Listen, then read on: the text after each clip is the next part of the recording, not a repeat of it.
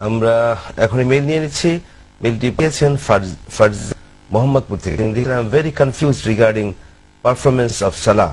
Should women like men, especially at time of sajda? Please clarify the matter.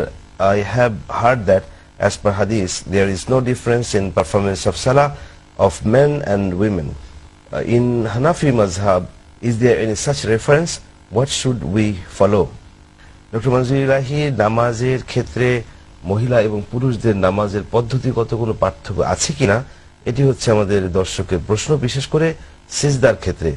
আর তিনি শুনেছেন যে নারী এবং পুরুষের নামাজের ভিতরে কোনো পার্থক্য নেই, কিন্তু হানাফি মাযহাবে যে পার্থক্যটা দেখা যায় এরই বা দলিল কি? এক্ষেত্রে দর্শক কোন পদ্ধতি ফলো করবেন? মূল কথা হচ্ছে যে আসলে সালাতের মেইন যে অ্যাকশন গুলো আছে তাতে পুরুষ এবং মহিলাদের মধ্যে কোনো পার্থক্য নেই, সেটি শুদ্ধ তিনি যেটা জেনেছেন। কারণ রাসূল সাল্লাল্লাহু আলাইহি সাল্লাম তিনি বলেছেন, সাল্লু কামা রাআইতুমুনি উসাল্লি, আমাকে যেভাবে সালাত আদায় করতে দেখছো তোমরা সেভাবে সালাত আদায় করো, সেভাবে পারফর্ম করো। এটা মহিলা এবং পুরুষ উভয়ের ক্ষেত্রে প্রযোজ্য। এবং সালাত বলতে মূলত সালাতের আরকানগুলো প্রাথমিকভাবে বোঝায়, দ্বিতীয় সালাত বলতে সালাতের ওয়াজিবাত গুলো বোঝায়, তারপরে মাসনুনাত গুলো বোঝায়। অতএব আমাকে যেভাবে পারফর্ম করতে দেখছো অর্থাৎ সালাতের রোকনের ক্ষেত্রে, ওয়াজিবাতের ক্ষেত্রে, মাসনুনের ক্ষেত্রে সেভাবে নর এবং নারী খোয়াল। তবে পার্থক্য যেটা আসলে সেটা ঠিক সালাতের অ্যাকশনের সাথে রিলেটেড না।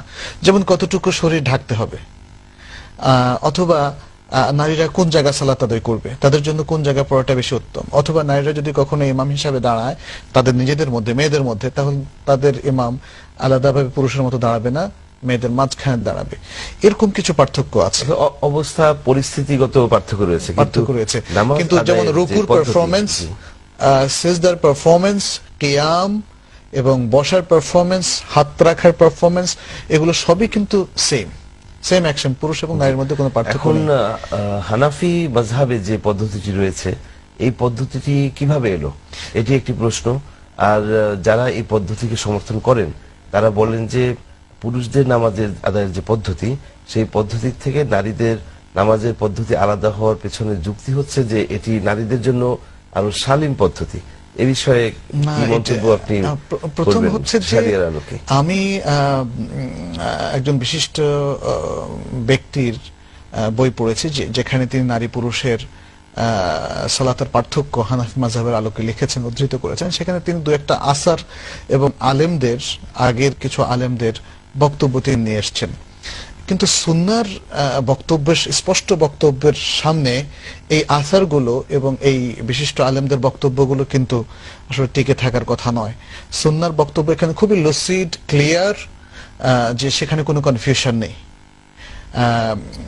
পরবর্তীতে নারীদের মধ্যে যে যেমন ধরেন সেজদা করার সময় তার দু পায়ের সাথে পেট মিলিয়ে, এবং এটাকে বলা হচ্ছে শালীনতা কিংবা পর্দা পশিদার বেশি কাছাকাছি, এগুলো তো যুক্তি। স্পষ্ট একটা নীতি হচ্ছে লা ইজতিহাদা মা আন-নাস, যেখানে নাস বলছে পুরুষ এবং নারীর সালাতের মধ্যে কোনো পার্থক্য নেই, সেখানে এই ধরনের ইজতিহাদ বলতে মানে যে টেক্সট শরীয়তের টেক্সট বা রাসূল সাল্লাল্লাহু আলাইহি ওয়াসাল্লামের ফেল অথবা কাউল যেখানে স্পষ্ট, সেখানে এই ধরনের ইজতিহাদ, এই ধরনের যুক্তি আসলে ঠিক নয়। মেয়েদের জন্য পর্দার ভেতরে নামাজ পড়াটাই হচ্ছে বিধান। এই জন্যই বলা হয়েছে যে মেয়েদের সালাত মসজিদের চাইতে অনেক বেশি উত্তম তার ঘরে, এবং তার ঘরের মধ্যে তার প্রাইভেট ঘরে হচ্ছে সবচেয়ে বেশি উত্তম। এই যে এই বিষয়গুলো দ্বারা প্রমাণিত হয় যে মেয়েদের বেশি শালীনতা, বেশি পর্দানিসীন, এটা তো মেয়েরা তার পুরুষদের সামনে গিয়ে নামাজ পড়তে যাচ্ছে না।